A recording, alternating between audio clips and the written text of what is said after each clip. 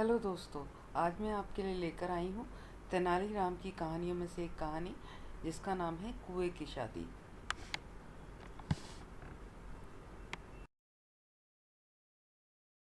विजयनगर साम्राज्य में राजा कृष्णदेव राय के राजकाल के दौरान दिल्ली सल्तनत पर मोहम्मद सुल्तानों का शासन था। सुल्तान अत्यंत शक्तिशाली और पूरे उत्तर भारत का शासन करते थे।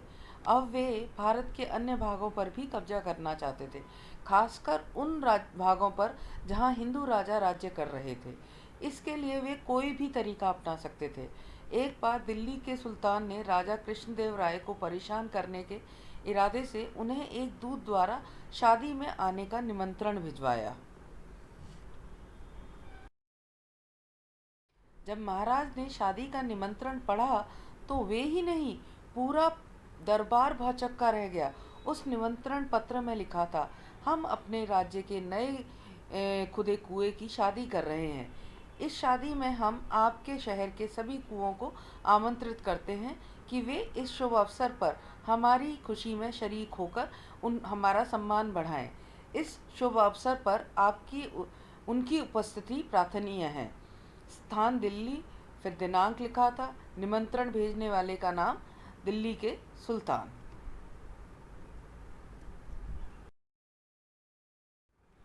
बात यहीं खत्म नहीं होती थी।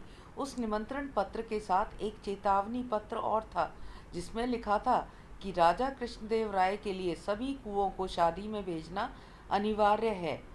ना भेजने पर उन्हें और उनके राज्य को दिल्ली के सुल्तान के कोप का भोजन बनना पड़ेगा।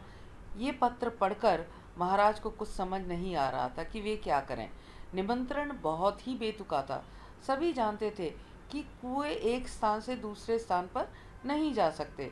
परेशान होकर महाराज ने दरबारियों और अष्टदिग्गजों की मदद मांगी, पर कोई भी कुछ ना बता सका कि इस समस्या को किस प्रकार सुलझाएं, जिसमें दिल्ली और विजयनगर के बीच लड़ाई छिड़ने से बच जाए।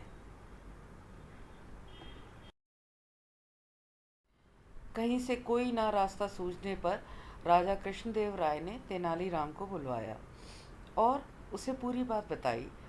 सारी बात सुनकर तेनालीराम ने महाराज से कहा, महाराज, इस निमंत्रण पत्र के द्वारा दिल्ली का सुल्तान हिंदुओं को जलील करना चाहता है। आप तो जानते ही हैं कि हिंदू धर्म में नए खुदे कुओं की प्राण प्रतिष्ठा करने की प्रथा है। सुल्तान ने जानबूझकर प्राण प्रतिष्ठा के आयोजन को विवाह का नाम देकर आपको यह निमंत्रण पत्र भेजा है।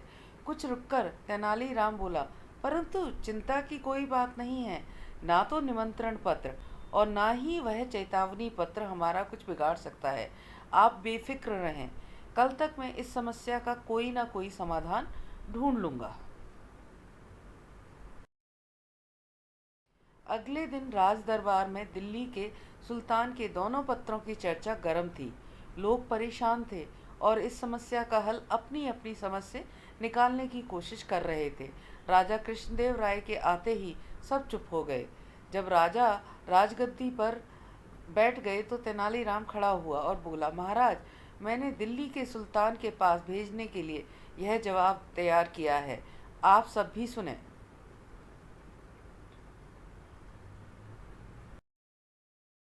सेवा में श्रीमान दिल्ली के सुल्तान, आपके द्वारा भेजे गए निमंत्रण का बहुत बहुत धन्यवाद।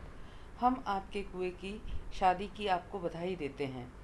हम तहे दिल से आपके शुक्रगुजार हैं कि आपने इस शुभ अवसर पर हमें याद किया और इसमें सम्मिलित होने के लिए आमंत्रित किया।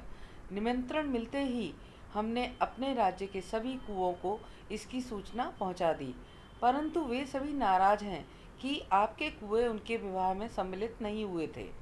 इसलिए हमारी आपसे विनती है कि एक बार आप अपने कुओं को यहाँ निमंत्रण देने के लिए हमारे दूत के साथ भेज दें। इस निमंत्रण के बाद हम आपको आश्वासन देते हैं कि हमारे कुएं आपके कुएं के विवाह में अवश्य आएंगे। हम भी उनके साथ दिल्ली अवश्य पधारेंगे। आशा है शीघ्र ही आपकी कुओं से भेंट होगी। धन्यवाद। श्री कृष्णदेव राय, महाराजाधिराज, विजयनगर साम्राज्य। पत्र का मसौदा सुनकर पूरा दरबार तालियों की गड़गड़ाहट से गूंज उठा। महाराज ने एक दूत के साथ यह संदेश पत्र दिल्ली के सुल्तान के पास भेज दिया। पत्र पढ़ते ही दिल्ली का सुल्तान का सर चकरा गया और उनके मुंह से निकला, हम कुओं को तुम्हारे साथ कैसे भेज सकते हैं? दूत क्या जवाब देता? बेचारा चुपचाप सिर झुकाए खड़ा रहा। सिर धुनते हुए सुल्तान ने दूत को खाली हाथ वापस भेज दिया।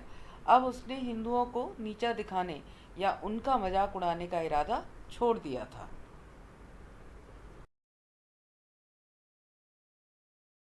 इस कहानी से हमें सीख मिलती है कि समझदारी और चालाकी में ज़मीन आसमान का अंतर है। कई बार सामने वाले को सबक सिखाने के लिए चालाकी से भी काम लेना पड़ता है।